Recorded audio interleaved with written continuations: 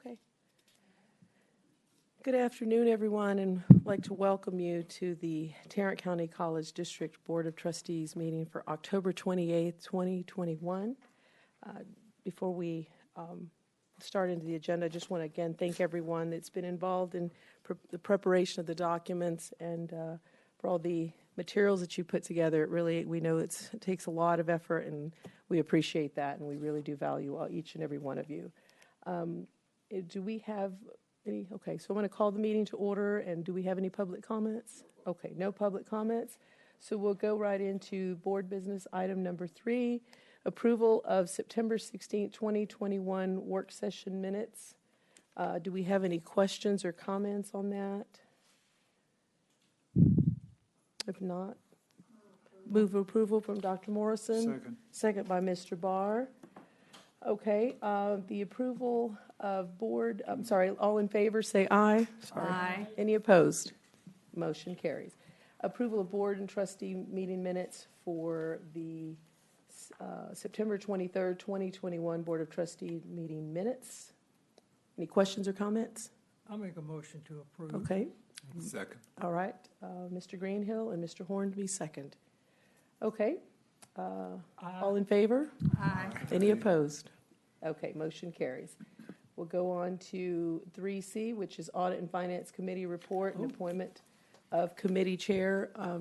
The committee met, and Mr. Greenhill is now the committee chair. So I've asked him to just provide a little bit of history about that committee, and then just a little report. I'll just tell you. Thank you. What I'm going to be talking about is on your desk. It's the audit report by Nathan Ferguson, our internal auditor.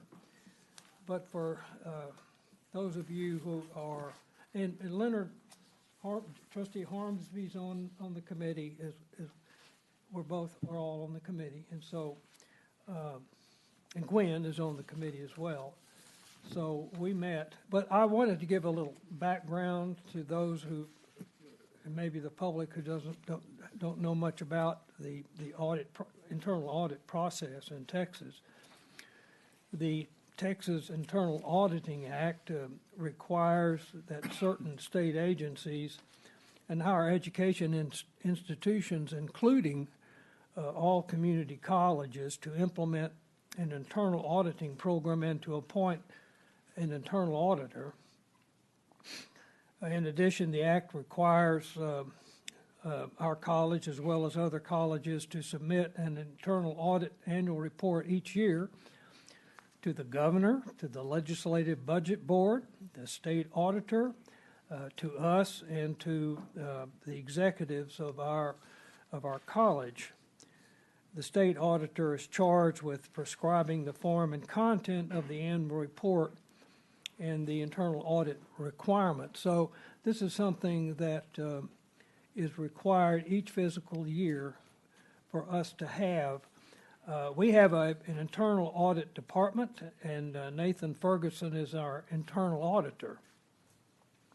In compliance with the Act and the auditor's regulations, each year Nathan, our internal auditor, develops an annual audit plan as a guide for the utilization of internal audit resources during the fiscal year to address risks in the district.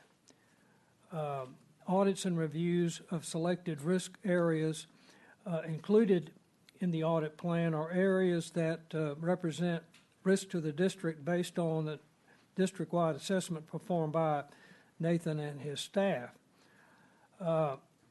There's sort of a matrix in the auditing world of what risks are in industry and what risks are in universities and risks are in colleges, big institutions like ours, and other institutions.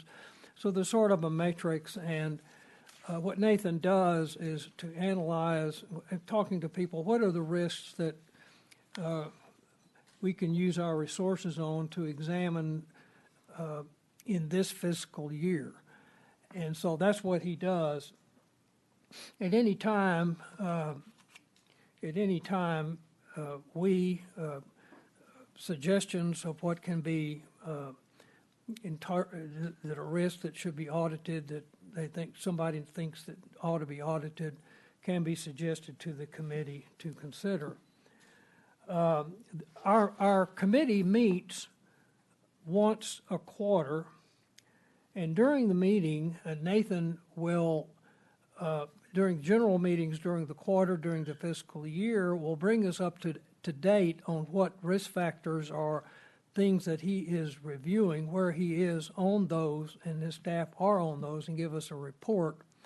And sometimes there will be a final report, sometimes there will be simply an update on what the report is going on.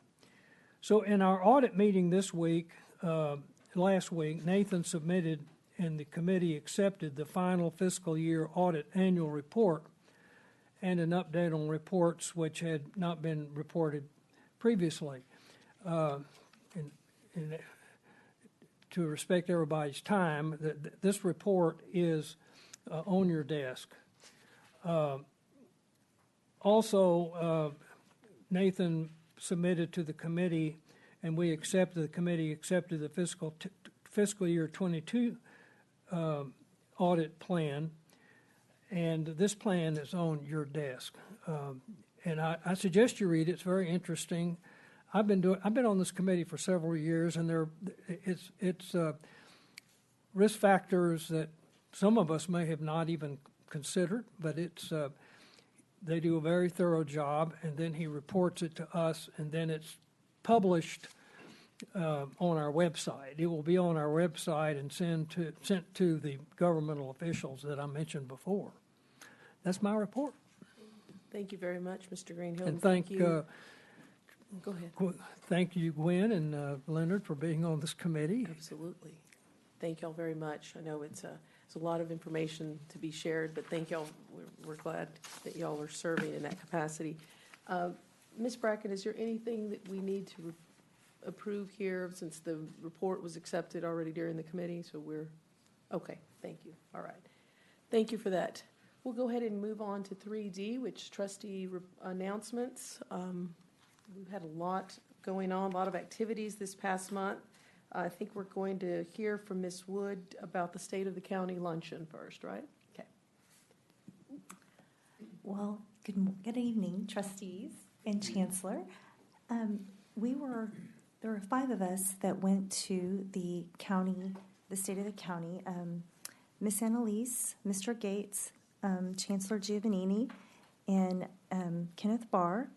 And one of the things that we talked about, one of the things we learned were that there are 3 needs for the county, and these were set aside for all of us to kind of ponder and think about. And they wanted to set aside some money, 10% of the money they bring in for these special needs. And I thought it was interesting because some of the needs that they talked about were actually things that we do here at the college. So the first one was they wanted to set aside money for child care for people in the county, which I thought was interesting because we do that, right? And they wanted to set aside money for the homeless and for mental health programs. So overall, it was a great luncheon. Got to meet a lot of nice people. And as you can see on the board, Reg was wonderful enough to take pictures. And so we had a great time and look forward to doing it again. That's it. Thank you, guys. Thank you so much for representing Ms. Wood. Let's see, Mr. Hornsby, you're going to talk a little bit about the ACCT conference, please. I will do that. Thank you. Thank you, President, and to my fellow board members and to Chancellor. I had the blessed privilege of attending the Association of Community College Trustees that was in San Diego, California. It had for its theme advancing diversity, equity, and inclusion. There were so many wonderful sessions that I was able to take part in. The first night we were there was a Dr. William B. Harvey who made a wonderful presentation that started with his life. He is an African-American man that have spoken in over 60 countries. He is now the president of a university in Romania. Has a very interesting set of characteristics and life experiences, and so he made a really good presentation. And I got to attend some wonderful sessions on being a good trustee, including learning how to include diversity in trustee policies. The college, Tarrant County College, got to make a presentation. And all of the board members' names were listed on the board, except I was the only one that was there. So it ended up being me and Dr. Giovannini that made the presentation. It was really received well, I believe, by those individuals that attended that particular session. They were really interested in our 3G, our 3 goals and our 8 principles as our strategic matter for us doing the work that we do. And they asked for several copies of those to take with them, to see them. A young man from Dallas who's a new board member at Dallas County Community College District, he asked if he could come over sometime to sit and talk with us. They were very interested about the bond election that we did a few years ago. So it was a really good presentation, and they were just blown away with our tuition rates and how we were able to maintain those things. And so we had some really interesting conversations around those. But it was a really great conference. Got to meet a lot of people that were the trustees from different areas: Houston, California, or Idaho, Iowa, which one lady knew my play brother that's a assistant principal in Iowa school in Waterloo, and she knew who he was. So it was a good time for me, especially as a new trustee, to hear some of the things about being a trustee and how and those things that trustees are responsible for. So I appreciated the opportunity of going and the opportunity of being a part of the presentation that Dr. Giovannini made. Well, you forgot to mention, Trustee Hornsby, that you also learned how to be a voting delegate. That's a very strange experience, isn't it? It was a strange experience. I did get to be a voting delegate, and I had to vote. But I could only vote on the first round because our presentation was at the same time. So I got up after so that's the how first they vote. work it. Okay. I got up after the first vote, and well, congratulations. and the last thing that was really interesting on the last day before we left, there was a presentation by a gentleman that was on. It was on what do they call it? In STEM, including STEM education in junior high, elementary school students, teaching them things that they know how to do, but using STEM techniques to engage them in math and engineering technology, and had children playing. They're playing games really, but they're learning STEM principles. And he did a really wonderful job of making that presentation, and that was the last thing we did that Saturday morning before we left. And he was a professor at a university, but he does that all in the community all around him, where he is serving now as a professor at the university. And his name escapes me at the moment, but I had it last week because our lights went off at church, and I left all my stuff. Here it is, Alberto Vasquez. He's the Assistant Director of STEM Engagement and Institutional Relations at the University of California, San Diego. And he really made doing those things with those young people really look interesting and engaging. Thank you. Yes, Mr. Hornsby made note of the $64 a credit hour. You know, we gave a presentation on all this great stuff, a lot of time and effort on 3GAP, all the effort that went into the bond and the bond planning, and $825 million, and all we could get was, how did you guys do that on just $64 a credit hour? So kudos to the board for making our education very affordable and amazing other people that you can do big things without big tuition. Thank you both for representing. I'm sure that the conference was excellent. We always bring back a lot of good information, so thank you for sharing that with us.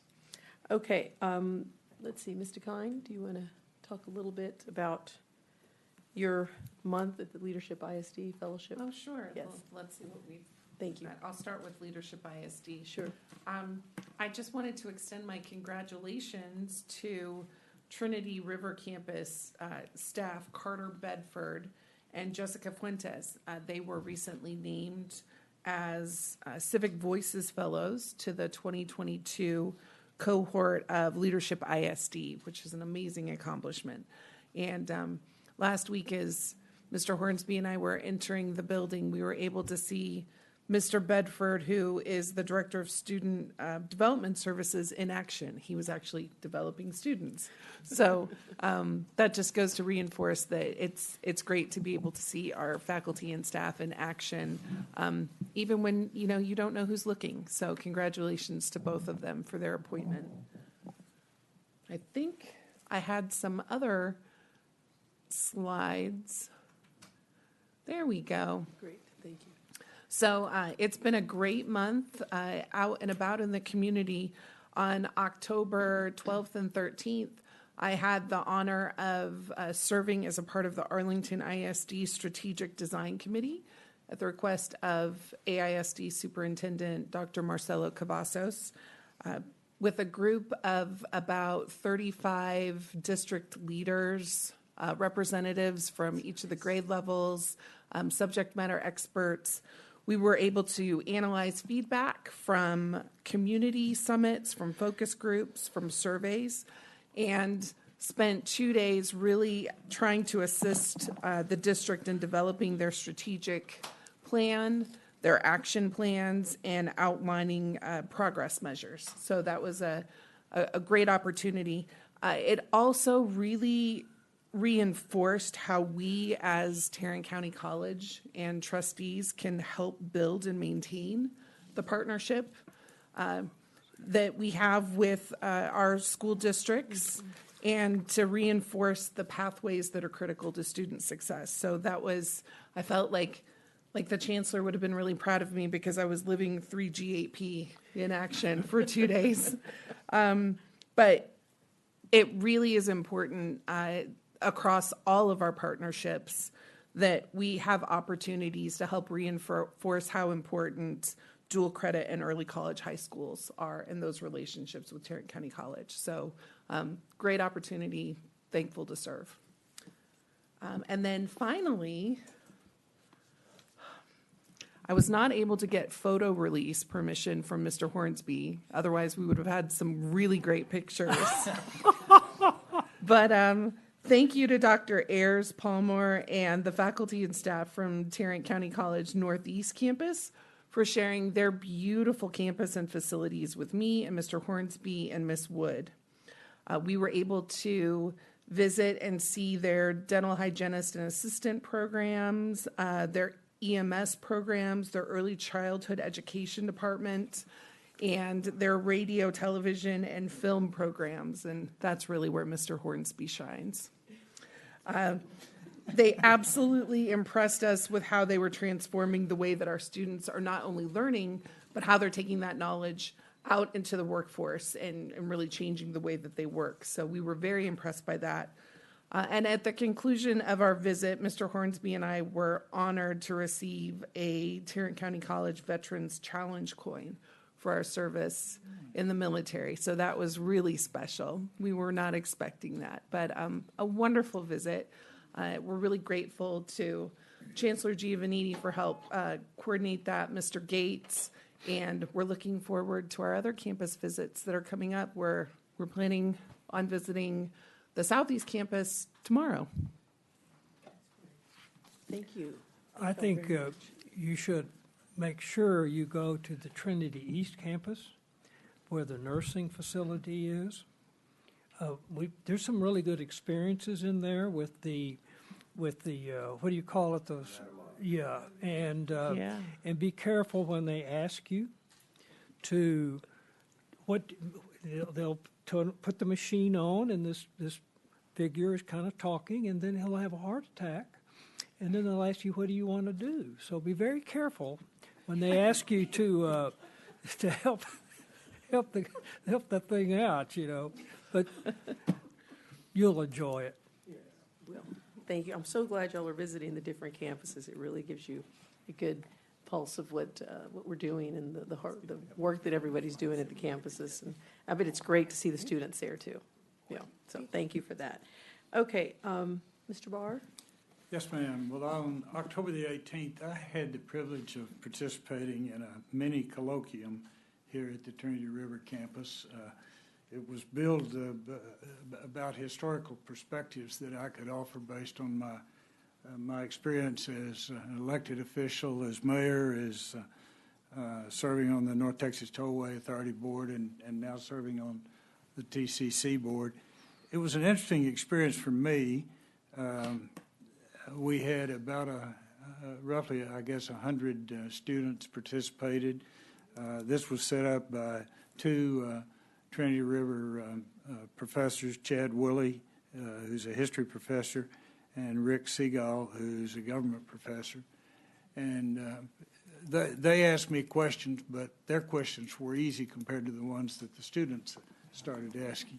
It was an interesting experience, and I learned a long time ago to watch audiences. The students were very attentive, and it was interesting watching the professors start talking to the students and asking them questions. It reminded me of being in the classroom a long time ago. But at the end, several students came up and had more specific questions, and it was enjoyable fun talking with them. It was a great experience. I enjoyed it. Thank you very much for doing that. I appreciate it. Dr. Morrison?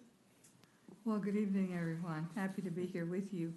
I want to talk a little bit about the Marine Creek Early College High School, which was our inaugural early college high school for the district. Recently, 4 of our students last spring became the first ever to qualify for Regional University Interscholastic League competition, and they were eligible to receive letter jackets, which presented an interesting dilemma because that's a new one. And so it had to be designed, and what you're looking at is the result of that. And so those came in the fall semester, and they were awarded recently at a school assembly.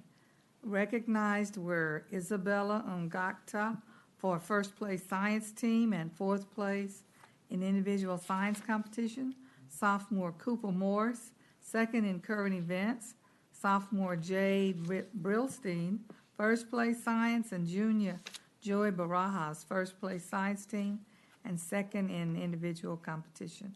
The advisor said, of course, that was a momentous occasion, and they're so proud of the Sharks. So we want to congratulate them. So therefore, a new bar has been set for the other campuses. If they don't have interscholastic league teams, or if they do, the challenge is for them to be equally successful. That's a very competitive process and very meaningful in developing leadership skills. So congratulations to the Sharks. I also want to just say congratulations to all of our district student services staff at all of the campuses for continually being creative in engaging students in a myriad of activities.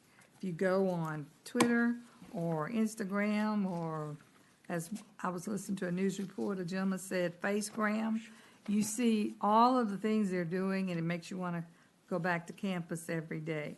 So I want to congratulate all of our student services and engagement staff for doing that. A couple of weeks ago, I was asked to bring comments to an organization at their gala, National Association of Minority Contractors. So I attended their evening event. However, our committed staff person, Andre McEwing, had been there for the day, for the afternoon, in a sharing session with the other contractors, showcasing the goals that Tarrant County College District has for minority participation and the opportunities that we offer. And I was asked to bring comments from the perspective of a policymaker. I reminded them that we depend on them to be a success because they're an important part of us delivering the services that we need to do in a fiscally responsible manner to our public. So I was happy to participate with them. I want you to watch your emails. You'll soon get an invitation to attend the 10th annual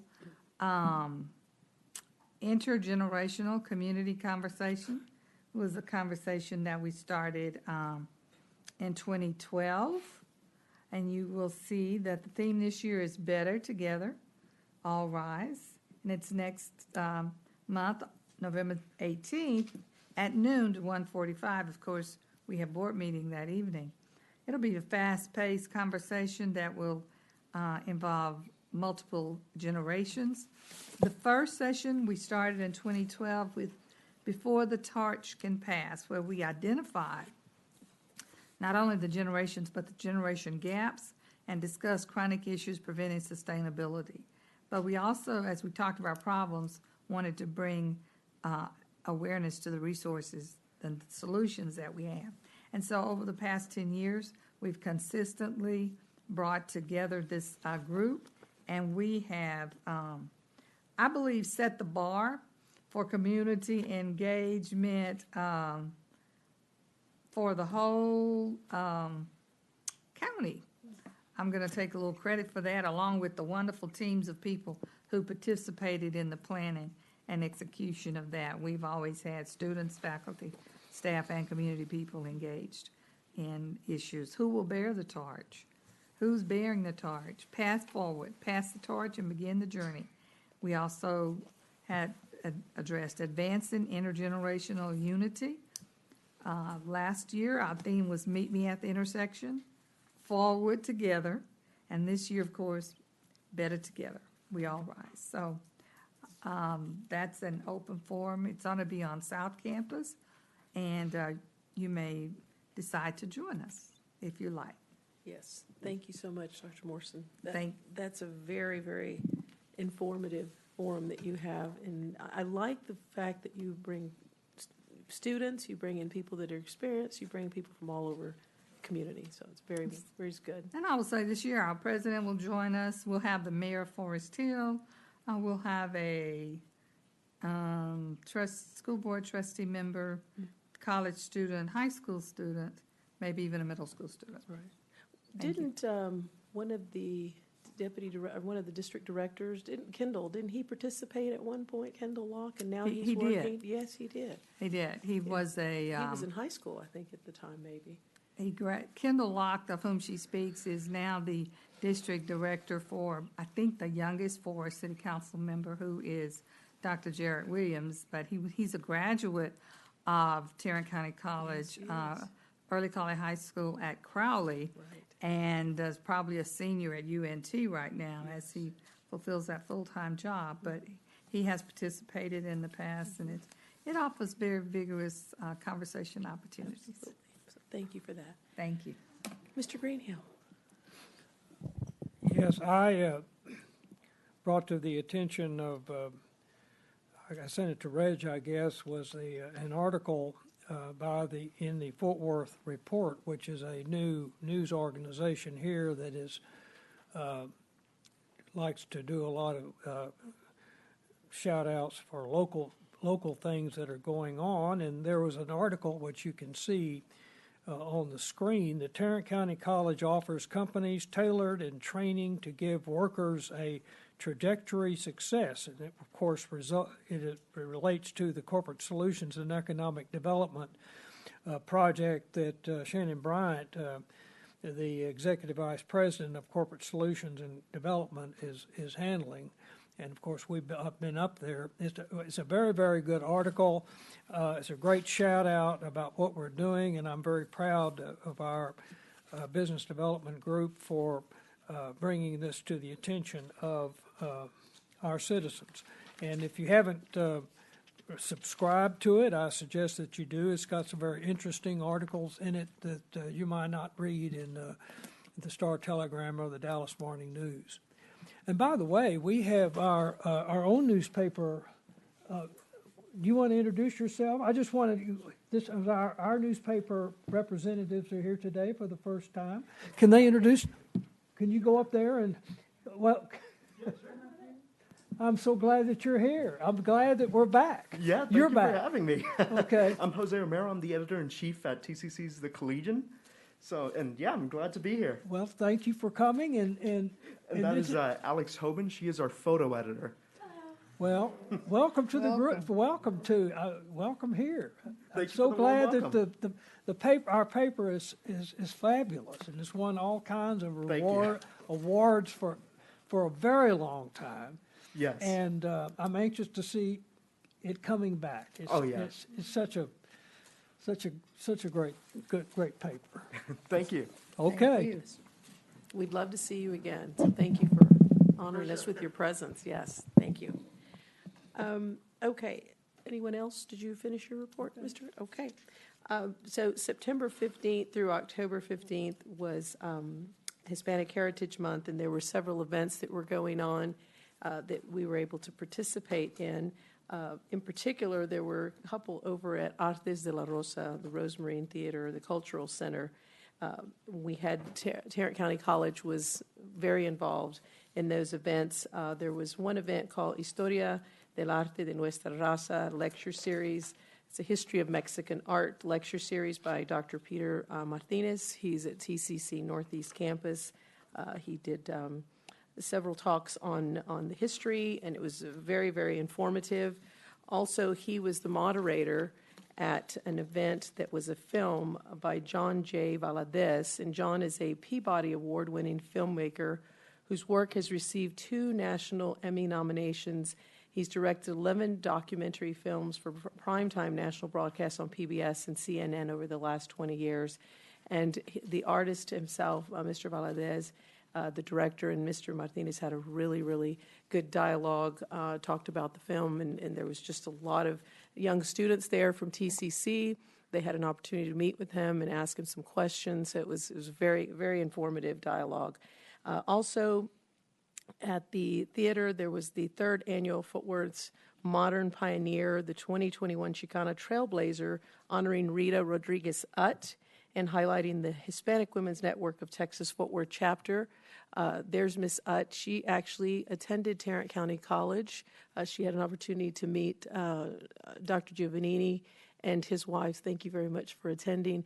It was a master class listening to these people talk about the experiences that they had establishing this organization and how they leaned on one another and they worked together to really empower women. So it was a very, very, very, very great experience. So these ladies all probably have been in the organization since day one, and they're still very much involved. So thank you, Dr. Giovannini and Marina, for attending. But the project itself was co-founded by Jody Valenciano Gonzalez and Arturo Martinez and Rosalinda Martinez in 2018. Rosalinda's there, and Arturo as well. They're there with Rita. And their mission is to host a free public event during National Hispanic Month, highlighting the cultural heritage and Hispanic contributions to our city and community. The annual event is organized by a committee of community leaders and co-sponsored by Fort Worth Public Library and other civic groups and organizations. And each year, a Hispanic Heritage Project will showcase historic artifacts and exhibits to be archived and recognized by individual groups. So thank you to Dr. I think that's Dr. Morales behind the mask, if I'm not mistaken, yes, and Dr. Blankenbaker as well. And that is Amanda Arazola, and she is a trustee at JPS. And so we were just happy to be a part of it. So there's Dr. Giovannini and Marina, and then Councilman Flores was there as well. So thank you very much to TCC for being involved in this project. That's right. Oh, that's right. Arturo and Rosalinda are employees of TCC. I'm sorry. That's right. That's right. And they've been very, very involved from the very, very beginning. I think they were the ones that have championed this this whole project, and we're very, very excited for them. Arturo is the director for design. Is that correct? That's right. Creative design. And Rosalinda also works here at TCC. And they now have a daughter that's attending TCC. So they are fully committed to Tarrant County College and community colleges as a whole. So thank you for their leadership. Okay. All right. I think we will go on to item 4. So there's no proposed items for the consent agenda, so we'll move on to item number 5. Consideration and approval of individual action items. 5A, consideration and approval of ISG Public Sector Statement of Work for enterprise resource planning, customer relationship management, implementation cost estimation, and readiness planning in the amount of $587,260. Ms. Alanis. Hi. Yes, so you received a presentation last week that I think helped you understand why we are enthusiastic about the opportunity to replace our ERP and include a customer relationship management. Do you think it's on? Am I not on? It's green. Okay. Okay, sorry. Anyway, our enthusiasm about being able to replace those systems and the difference it'll make to students. Hopefully the video was helpful to demonstrate if you haven't personally experienced the limitations of our existing systems. The item that you have before you, and actually have a slide that we can pull up as well, it really is an action item on ISG, which is our consulting partner to help us for our readiness. However, the work that we will be doing with them between now and the early spring in terms of planning for our readiness for implementation, finalizing our contract and our statement of work for implementation, does presume that we will be bringing back the anthology contracts to you in early spring for consideration. And so this certainly moves us down the road. We sent you some additional information about anthology, but they also provided me some graphics today that I thought would be helpful to you to understand their place in the industry. And basically they provide services to more than 2,000 colleges. They have more than 1,500 employees. They have services in 40 countries. They are aligning different educational technologies into a single business in order to serve the cradle to grave of a student with us so that we can maximize those services. The other thing that we talked about last week was their relationship with Microsoft. And just to clarify, rather than an ownership relationship, they are a strategic partner of Microsoft's. But one of the things that I'll mention to you, and they provided this information to me today, is that they are actually the only globally managed independent software partner in the education sector with Microsoft. So it's a strategic partner. They were named the Global Education Partner of the Year in 2018 with Microsoft. They also won the 2020 EdTech Breakthrough Award for its Campus Nexus engagement, which is part of what you got to see last week, because that's the core of that is the customer relationship management with the student products. And so anyway, we just wanted to make sure you had that full picture. This engagement with ISG presumes that we will probably come back to you with a recommendation for their engagement throughout the implementation process to continue to provide that support and guidance. Over time, having that expertise on hand as well as the bandwidth to really manage this project effectively, we think will help us keep on schedule, avoid change orders, and move the progress forward expeditiously and cost effectively. So the action tonight is on the next phase of the ISG engagement. Tell us again the process in which Anthology was recommended to be hired. Yes. It was very extensive, wasn't it? An RFP and... That is correct. So we first issued a request for information to understand which vendors would meet the general criteria that we were trying to achieve, and narrowed the field of people that would subsequently submit proposals. We received proposals. We had a steering committee as well as a selection committee. We had a very open process to allow 30 hours of demonstrations that were scripted and organized for each of the proposers that all of those folks participated in, and as well as anyone across the college who wanted to watch and participate and provide some comments back. The value of ISG was through that process in terms of they organized our understanding of the material. We had nearly 2,000 separate requirements that were part of that request for proposals. And so part of what they did is they helped us organize their responses about which of those criteria were met by each of the products, and so that we had some material in front of us to do those comparisons. So that's what ISG does, is that they help us organize the process to get to a conclusion. They do not recommend which product ultimately is selected, but certainly they help us understand the pros and cons of the throughout the process. Thank you. Other questions for Ms. Alanis? Go ahead, Dr. Moore. Thank you. I don't seem to remember the designated companion employee team. that will work through this entire process Yes. with both the consultant and the anthology. That's correct. So we've established a steering committee for implementation and readiness. I am co-chairing that with Stephanie Hill.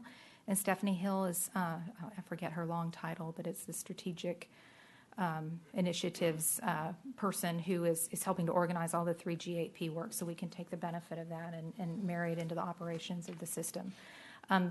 Each of the champions, the principal champions, so all of the campus presidents as well as others are included because, again, to translate their work into how the system operates for us. There are representatives across the college, faculty, and so on that are involved. And so we will be meeting at least monthly throughout the process to make sure that they're aware of what is going on. There will be a variety of sub-teams that are established to help make decisions about configuration of the system as we set a schedule and work through implementation into the future. But that team is expected to be in place and be very knowledgeable throughout the process. My comment would be that it sounds like a great team, and I'm sure it is. Chancellor,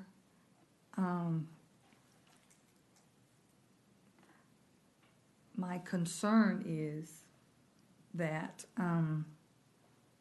the responsibilities for this are add-ons to all of the people that I've heard mentioned. And my inkling is to suggest that we may need, I would be more comfortable, let me put it on myself, if within this process you look at a person that has the breadth, the depth, and the experience and the commitment to the project to be, every day, every hour, overseeing it, knowing the massive requirements and responsibilities that this project has and the tremendous impact that it'll have on our future. So I know the recorders are on, and I probably should never say that money is not an issue for us, but not adequately spending the money that we have in that way may become an issue. And so that's my concern. Yes, well, yeah, at $64 a credit hour, we have plenty. Yes, thank you. But to your point, two points really, one of which is speaking to additional work. And this is a real reason why we go through this next phase, to do the most vetting and due diligence so that the implementation process is as smooth as possibly can be. With that, that will present opportunity. What we will find out is what form of commitment we need to be in implementation, and therefore the question to answer about workload, and also to consider individuals for leadership or engagement. So this process is really important to get the best answer to your question. And may I add, too, one of the things that normally happens is that we will identify people in the college that need to be dedicated full-time to the project for a period of time that's relevant to the module that's being implemented at that time. And as we assemble the schedule, we will do that. However, that could leave operational holes that we either need to backfill or hire into. Part of what ISG has been discussing with us as well is there may be permanent positions that we need to go ahead and engage now through the implementation, and then ultimately to manage and take advantage of all of the functionality that's in the system. And so there may be permanent positions that we add to that as well. So my hope is that by the time that we come back to you with the anthology contracts in the spring, we will have that fleshed out so that we can do that, because you're exactly right that properly resourcing the project is going to be critical. Thank you. Thank you. Other questions or comments? Ms. Alanis, I do have a couple of questions as well, Sure. unless someone else does. Okay.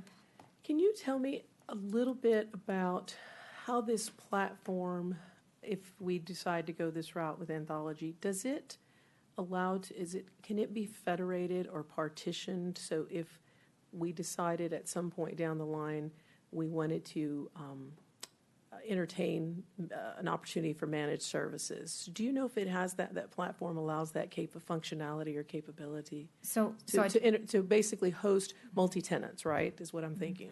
I don't know the answer to that. What I would suggest is that we've probably got 4 or 5 or 6 years of work on our own organization before that would even be a consideration about hosting other institutions that might want to leverage that. But we can certainly get an answer for you about whether that's a possibility in the future under their current structure. That would be one of my questions.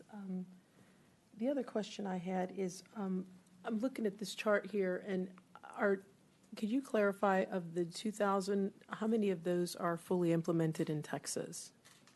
So I don't know that I know that answer off the top of my head. We provided you a list of the similar institutions that are implementing the products that we are this past week. And so...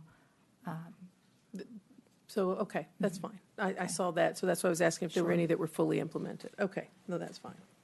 Okay. Any other questions or comments? Okay. We'll entertain a motion. Okay, Mr. Greenhill, second? Second. Second by Mr. Hornsby. All in favor, say aye. Aye. Any opposed, say nay. I'll say nay. So the motion carries. Okay. We'll go ahead and go on to 5B, consideration and approval of renewal of annual subscription for TouchNet software to provide a payment portal for students and third-party payers for a term of 5 years and a total fee of $1,259,981 plus a $54,367 one-time implementation fee. So this is the existing product that we use to allow students to set up payment plans and to make payments on the tuition and that they owe to the college, and so it continues that. There is a one-time implementation fee associated with we're expanding some functionality to allow us to use that same service for other third-party partners that might owe us money and to automate those systems as well and make it easier for the payers. Any questions or comments for Ms. Alanis? Okay, we'll entertain a motion. I move approval. Mr. Barr. Second. Second by Mr. Greenhill. All in favor? Aye. Any opposed? Okay, motion carries. We'll go on to 5C, consideration and approval of contract with Bennet Benner Partners for design services for academic classroom buildings B and D renovations on South Campus and technology and arts building renovation on Northeast Campus in the amount of $699,250. As you are aware, we have a multi-year plan to upgrade our classrooms across the college. Last month, you approved the cash-funded portion of the program for the year of classrooms. These are the particular classrooms that are integrated into the bond program because of other improvements that are happening in those buildings. But this continues the progress on that effort. Any questions or comments for Ms. Alanis? I move approval of item 5C. Okay, Mr. Barr, move for approval. Do I have a second? Second. Second by Ms. DeKine. All in favor? Say aye. Aye. Any opposed? Okay, motion carries. Okay, we'll move on to 5D, consideration and approval of contract with Campos Engineering, Inc. for commissioning services on the Southeast Campus renovation and expansion project in the amount not to exceed $772,877. It's a lot of sevens. Okay. Yes. So this is a best practice that we have employed here at the college for some time where we get commissioning services to participate not only in the design but also the construction and implementation of systems in our buildings, whether it's HVAC, alarm systems, and so on. The purpose is to ensure that they function as intended, that they're designed to work well together, that they maximize efficiency. This is the second time, that you're seeing it on this scale because we're engaging one firm to handle the Southeast Campus for the duration of that project. And certainly we are going for LEED Silver equivalent performance of those buildings, and so this will help us achieve that. Any questions or comments? I want to thank you in this for what is building commissioning and what is a commissioning authority or agent. Thank you for that. Of course, it was in the previous document, but that's something that's very useful to some of us. Yes, sir. Thank It was you. useful to me as well, so I appreciate it. Ms. Alanis, for some of our newest board members, could you talk a little bit about what LEAD is, not necessarily certification, but why we're aspiring to something along those lines so that they have an understanding? Sure. Thanks. So LEAD is a rating agency that allows you to sort of compare yourself to other entities, but at its core, it's designing facilities to make sure that they are energy efficient. It's not just about systems and energy consumption. It's also about integration into transit systems and having and pedestrian access and all kinds of things that contribute to how it functions and contributes to environmental stewardship. It's sort of a costly affair to go through the actual certification process, but it's a standard that we would like to meet, and so we are going through the exercise of looking at the checklists and so on as we construct our buildings to make sure we achieve those goals. Other questions, comments? Okay, we'll entertain a motion. But just, yes. I just want to be clear, and Susan said it, but we're not seeking the certification. It's a process to go through, rather arduous and expensive. What we're doing is taking the checklist, saying if you did this, you would be LEED Silver if you did apply. So I just want to be sure down the road we know that we're not going to have any LEED Silver dedication ceremonies. Okay. Thank you for that. Motion to approve. Okay, Mr. Kine, in a second by anyone? Second? Second by Mr. Greenhill. All in favor? Aye. Any opposed? Okay, motion carries.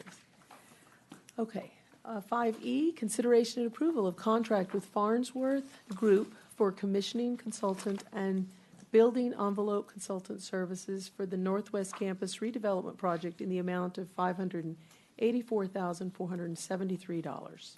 Yes, this is a similar exercise and engagement to complete the work for Northwest Campus for commissioning services. Any questions or comments? Okay, entertain a motion. Move to approve. Okay, Second? Mr. Hornsby, and second by Mr. Greenhill. All in favor? Say aye. Any opposed? Okay, the motion carries. Okay, we'll go on to 5F. Consideration and approval of professional services contract with Corgan Architects for district-wide master planning in the amount of $1,902,300. Yeah, so master planning, particularly for large campuses like ours and the 4 million square feet of facilities that we own and operate, is something that we ought to do every 10 years or so to be planning for how we make our capital investments. It's been more than 10 years since we did this. We recently approved a facility condition assessment that is underway that will allow us to have a complete inventory not only of the buildings, but all of the component units of each of those buildings, the age and condition and such, that will inform our master planning to make decisions about the longevity of buildings, the future of buildings, and how they ought to be improved and maintained over time. It will inform our 5-year capital plan that we will bring back to you in August in terms of sequencing how we make those investments. I will share with you that both Northwest and Southeast have had a significant amount of this planning work done just because of the nature of the improvements that are happening at each of those campuses. But as we move into the next phase of the bond program with applying the MEP and the principal projects on the other campuses, we do need to update this in order to make sure that those investments are made well and we provide good advice to you about those facilities. The question was asked last time about the schedule. This slid a little bit in terms of getting it in front of you. So it's about 6 weeks behind on what that original schedule had said about when we would start. However, the goal is to have it completed by next June. I met with the consultants yesterday, and we think that there's room in the schedule to regain some of that time because our intent is still to hopefully be back in front of this board in June with the results of that work, again, so it can inform the 5-year capital plan that you would see later in August as part of the budget process. There's some room in there to make up that time. The facilities condition assessment will be handed off to them by phase, each campus as it's ready, with the final piece of that in February, and so that'll be sufficient for them to be able to incorporate that, which will be really critical. Thank you. Questions? I believe, Mr. Barr, you had a question. Go ahead. This is a significant amount of money, $1,900,000. This is the entire contract. There's not likely to be. This should add-ons. complete the master plan, This where we have a should complete published master plan. Yes, sir. Okay. And you're not concerned that it's behind the schedule? No, they, again, we think that there was room in there to regain some of that lost time, and with the alignment with the facility condition assessment, it's probably more properly aligned at this point anyway. Has Corgan done other work for TCC? They have. In fact, they were involved in reviewing Northeast and its need for a new science building, as well as setting standards for the science labs across the college. And so we've done work with them before that we've been very pleased with. I was disappointed to see of the 11 companies that responded to this RFP. There were several of them that were Fort Worth companies, but the three highest rated companies are not Fort Worth companies, are not Tarrant County companies, and I find that disappointing. It's just an observation. Yeah, and you actually caused me to think of one thing. Last week's exhibit, and we swapped it out, we only showed the 3 that were shortlisted for presentations, and there were actually 11 responders, and so this is a corrected exhibit from last week, and I apologize for that oversight. I've been an advocate for this, and I appreciate the fact you all are providing this kind of information. Having said that, I don't like the result particularly. I'm not questioning the selection of the company. I'm just saying I think we ought to be spending our money with Tarrant County firms. Yes, sir. Okay, thank you. Mr. Barr, any other questions or comments? If the schedule does slide, would that incur additional costs? No, because it would just be, it's the same amount of work, and we have a schedule of the hours dedicated by their staff and the rates that we would pay them. So, Chancellor, do we still have teams of experts on payroll that cover these areas, that are reviewing this issue day to day? I understand that we're bringing this team in to perhaps give an external comprehensive overview, but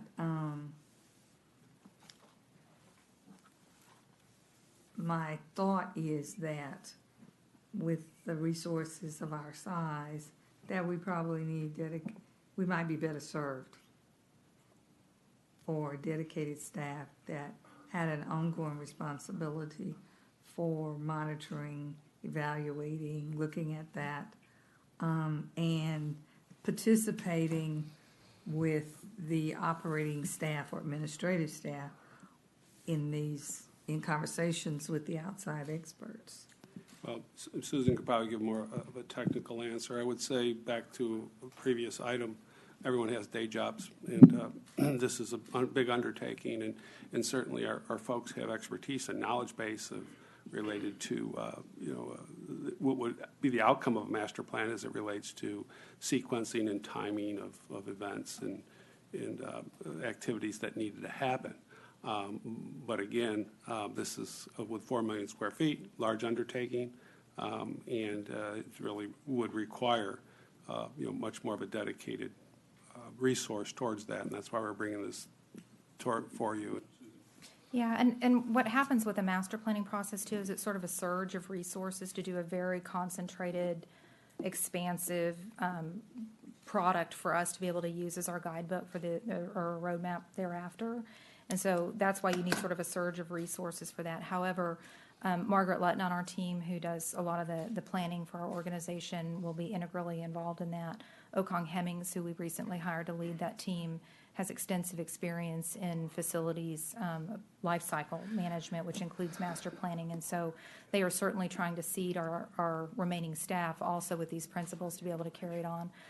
The other thing that we've talked about this before, doing an $825 million bond program far exceeds the scale of anything we've done from a construction project standpoint, in history. And so that's added to the workload of that team as well. And so I think it's the combination of those things. But this particular firm is important for that surge to set the baseline for how we'll guide it into the future. Yeah, and this is an indicator. We do have, internal eyes, so we won't be accepting this blindly. Well, I certainly understand the mass scope of the work. From a historical perspective, I've appreciated the fact that we have had highly qualified, highly skilled, full-time people who were always an integral part of the board's decision-making and a part of our operation. And I want to suggest that we maintain that and that we allow our employees to shine in their respective responsibilities, roles, and in their fields, and that we continue to hire leaders in their field to be a part of our full-time staff. Yes. I just think that has been so important to the growth, development, the history, and the sustaining quality of the district. And I think we should honor that, consider honoring that going forward. I mean, that's what we did when we sought out our chancellor. We went for the best. And that's what I'm saying I would like to see practice at all other levels. And we allow him to do what we brought him here for, to set new levels of achievement and to lead us forward. At the same time, I would like to see that happen at all other levels of employing, of staffing. Thank you. Thank you. Any other questions or comments? Okay, Ms. Alanis, I do have a question. Once this is complete, and you made me think about it when you were talking about staff, is it handed over to us to maintain, and then we maintain the plan? Do they maintain the plan? Do we do it together? Because it's going to be evolving, right, over time. Sure. So how does that work? Can you talk a little- They hand it over to us. I think that the position that we are in, which is a great luxury, is that we are poised to begin a lot of those improvements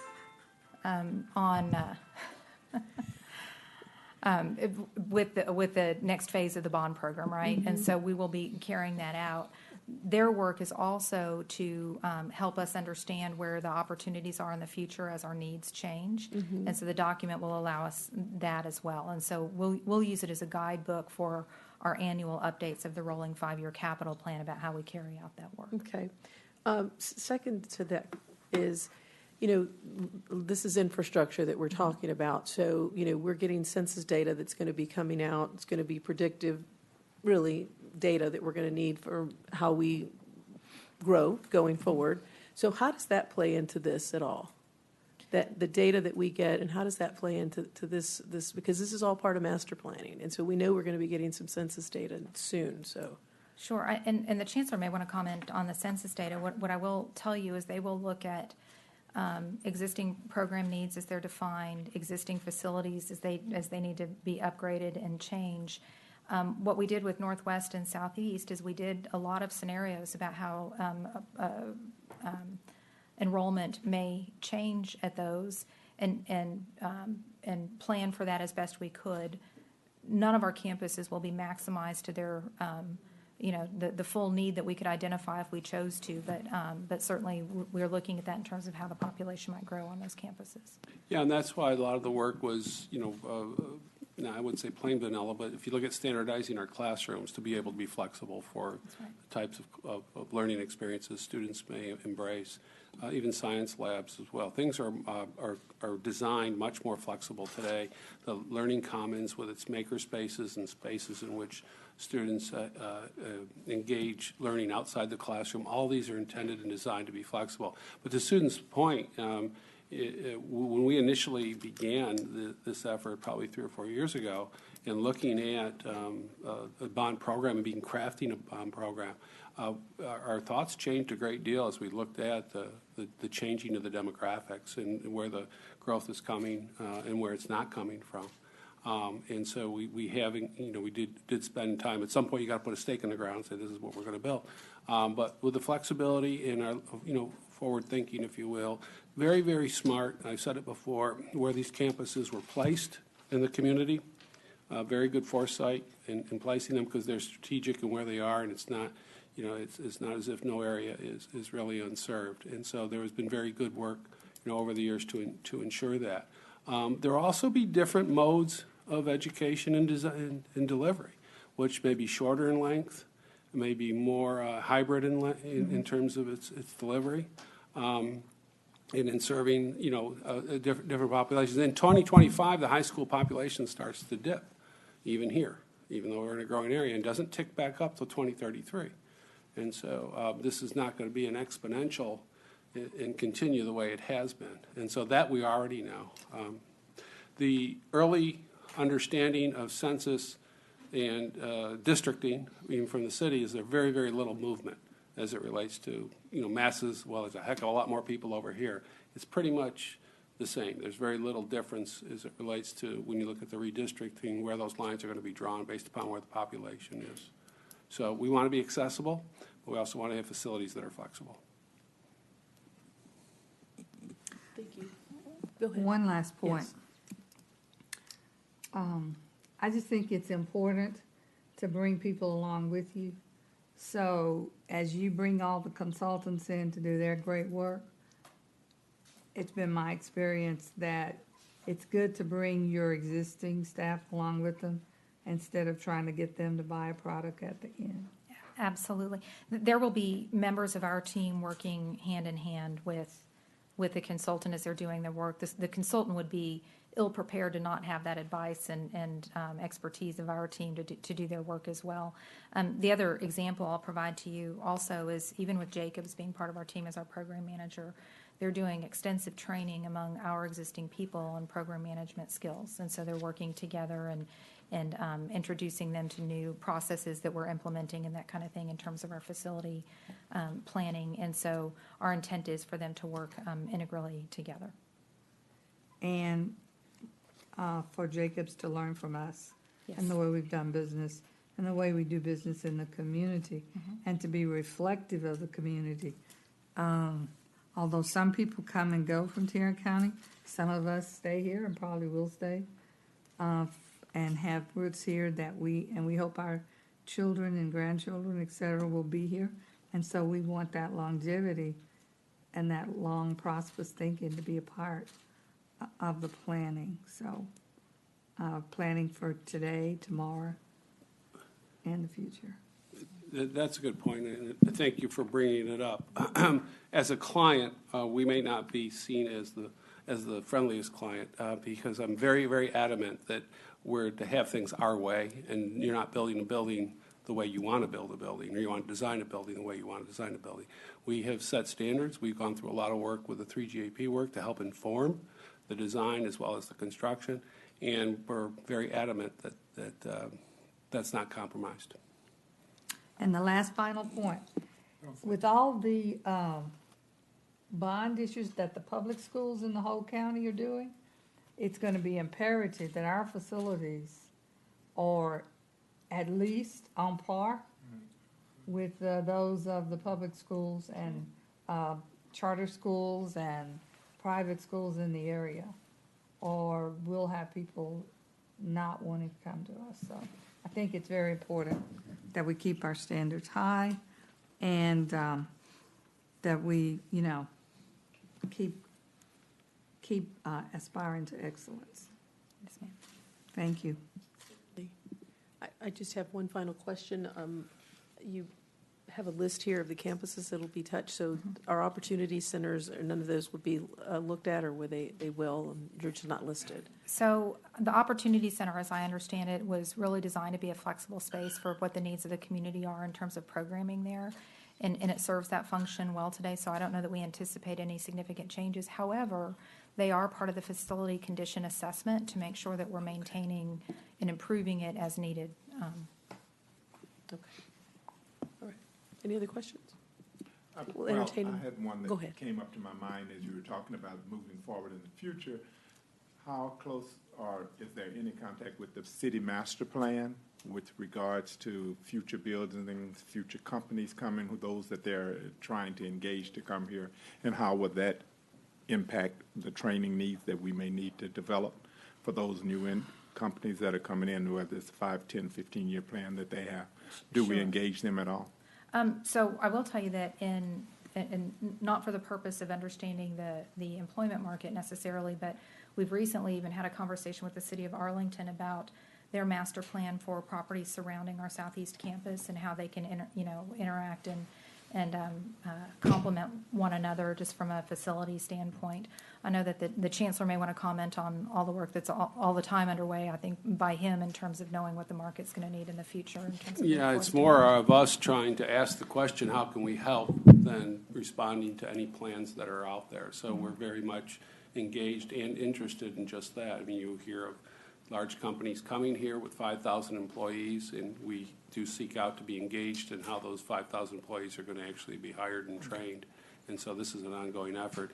We know generally areas that are likened to be developed, but they still have to be developed. And so it's not a perfect science. It's not something you can really predict. You can only try to stay engaged and be ready when the opportunity arises. Okay, thank you. Very good dialogue. Any other questions or comments? Okay, we'll entertain a motion. Move to approve. Okay. Second. Mr. Hornsby, and seconded by Mr. Barr. All in favor, say aye. Any opposed? Okay, motion carries. We'll move on to 5G, consideration and approval of resolution and participation agreement to authorize Tarrant County College District participation in White Settlement Tax Increment Reinvestment Zone Number 1 and appointment of representatives. Sure, and I'll just preface this one and the next one just with a brief overview of tax increment reinvestment zones again. As you know, we participate in a number of these as one of the taxing entities. And generally, a city, just like you heard from the last week, will have an intent to revitalize an area or invest in public improvements in an area to spur development. The college benefits by we contribute 50% of the growth and incremental value and the taxes associated with that would have otherwise come to the college to the zone to pay for those public improvements. But the intent is for the quality and expansiveness of those improvements to be far superior to anything that would have happened on its own. And so the taxing entities generally view those as net positive to the revenue that we would receive, and also good for the community in terms of furthering an economic development goal of those cities. But with that said, you saw White Settlement. This is a new one that we are participating in for the first time. It's focused on roadway expansion, drainage and land assembly and so on to do some revitalization in their community. And it is a 50% participation with a cap of $6.5 million over 30 years. Any questions or comments? I have a comment. Oh, sure.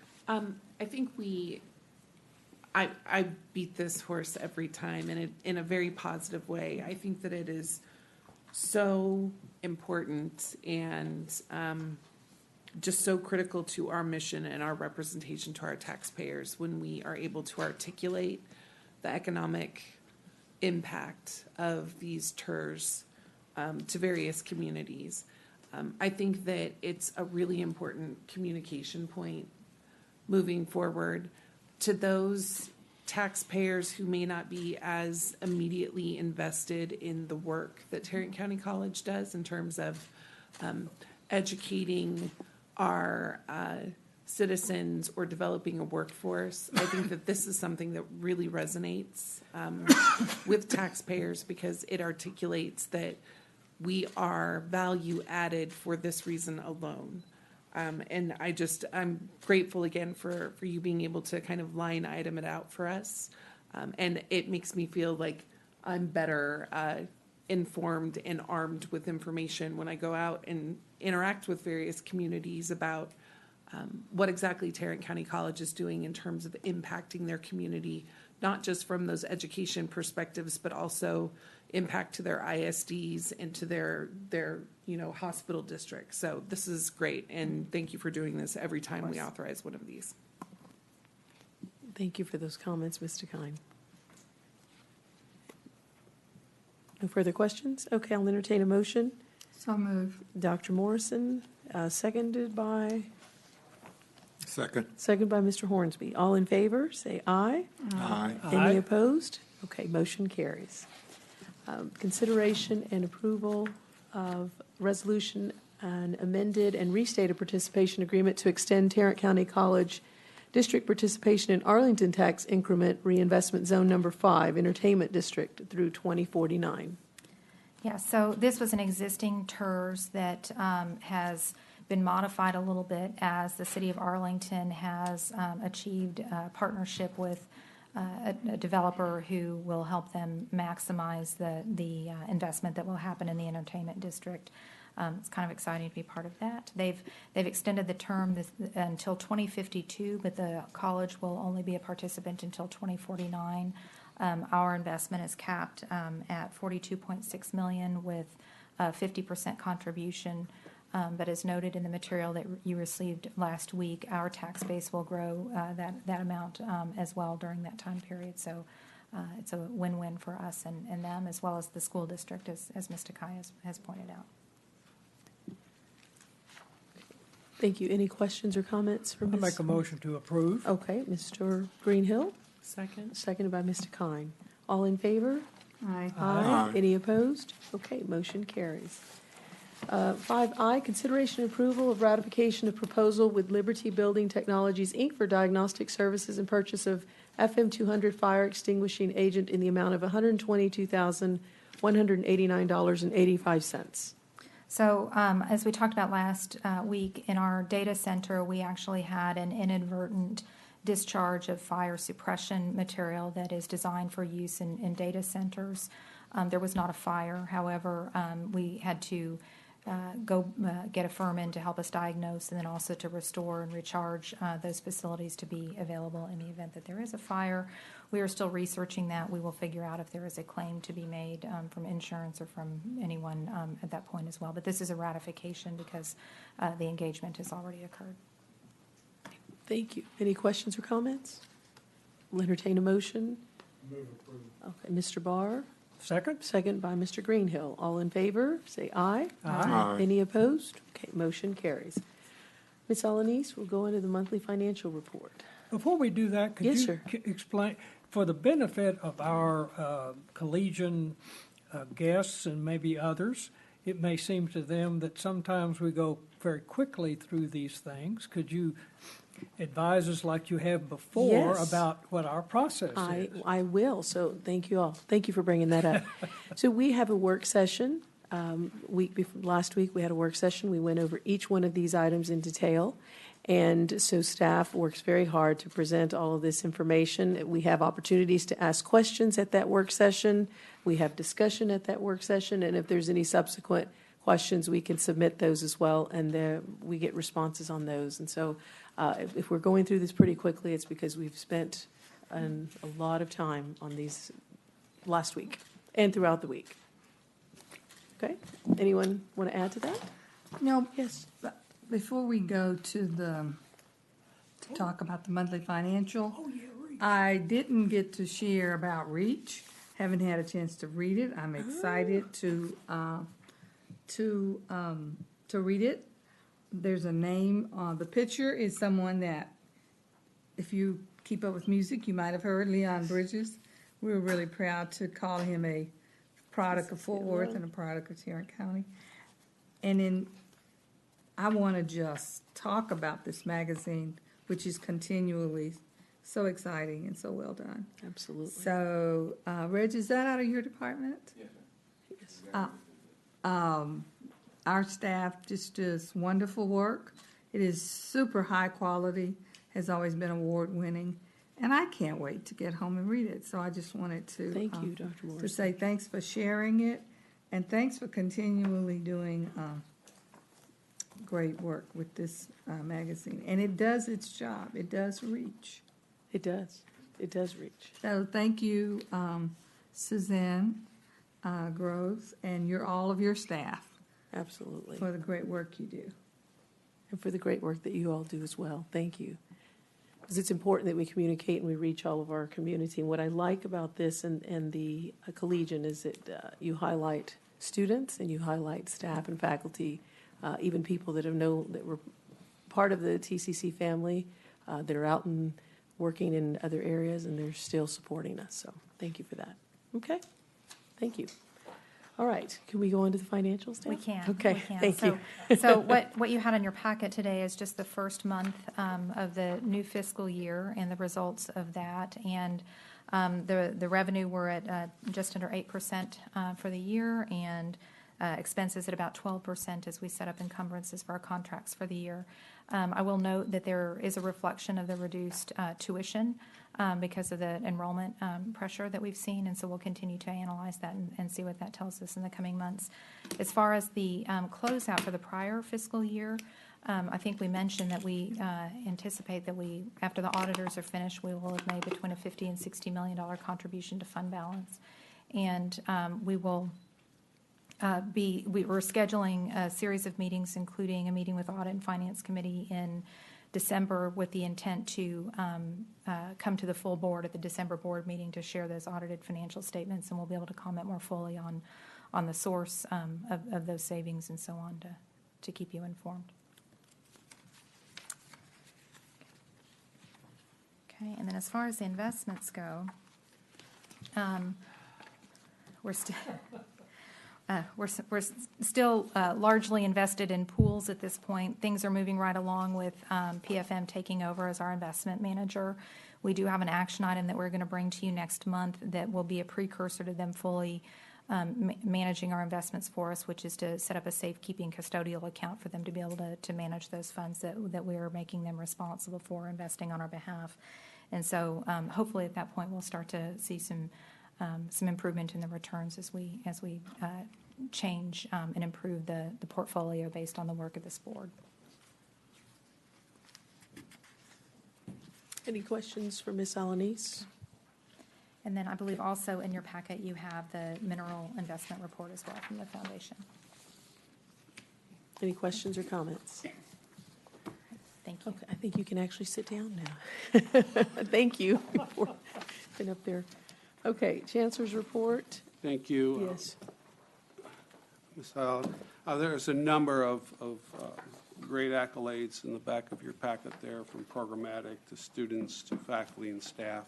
And as I often like to do is really highlight really unique or ones which really expose the entire college to a great accolade. And there's one of those this evening. And so Tarrant County College ranked number 4 in the nation for total enrollment of Hispanic students at two-year colleges. And this is reported by Hispanic Outlook on Education magazine. It's independent. It is the voice, frankly, for Hispanic and higher education. In addition to that, TCC was ranked number 15 in total number of degrees awarded to Hispanic students, and also ranked in the top 10 for the number of degrees awarded to Hispanic students in one major, that being liberal arts and science within the humanities division. I point that out because that typically is a transfer degree. So the success of our Hispanic students is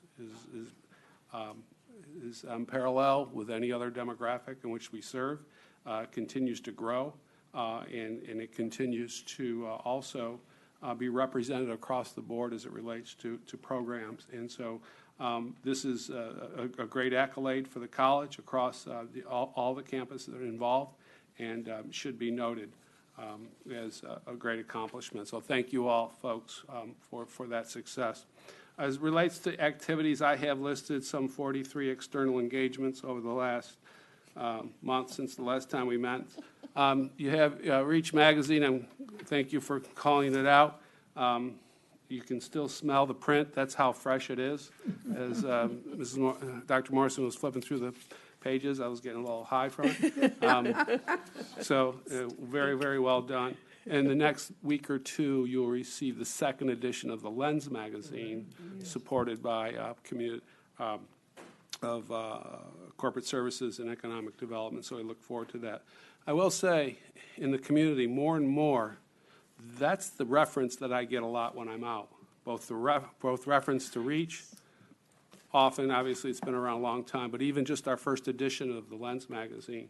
So this is really good and quality work that the college puts out to represent what the college is actually doing and does create interest and does reach people. And so we have a lot to be proud of there.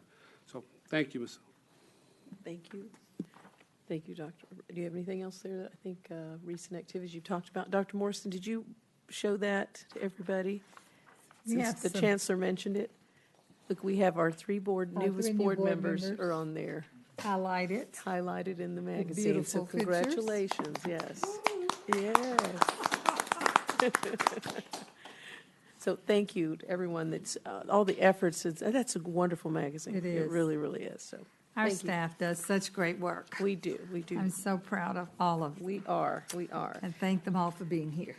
So we're going to enter into a closed session as authorized by Section 551 of the Texas Government Code in order to seek the advice of its attorneys, deliberate real property matters, deliberate personnel matters, or deliberate security devices or security audits.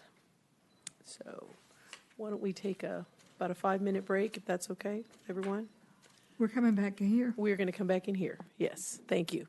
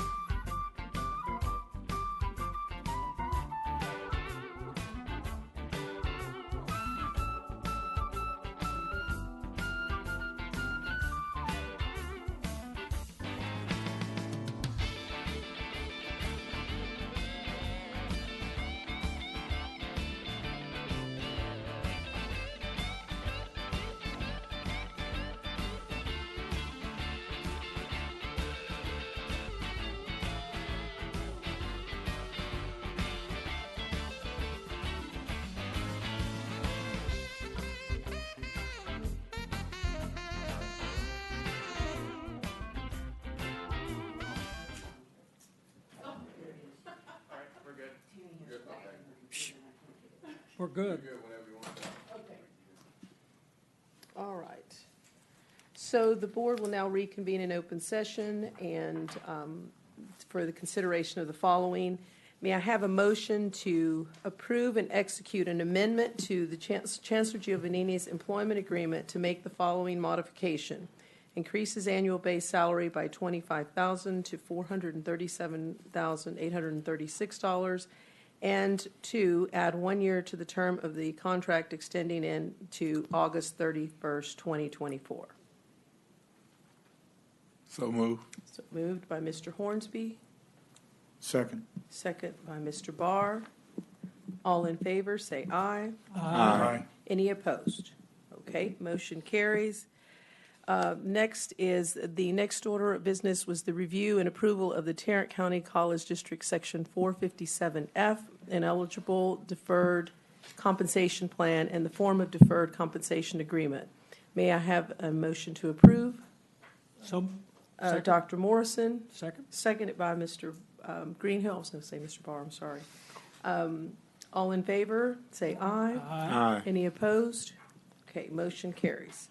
Is there anything else we need to work on? Okay. All right, so we'll go ahead and entertain a motion to adjourn. So moved, Mr. Kine. Second by Mr. Hornsby. Thank you all. Have a good evening, and thank you, Dr. Giovannini. Yes.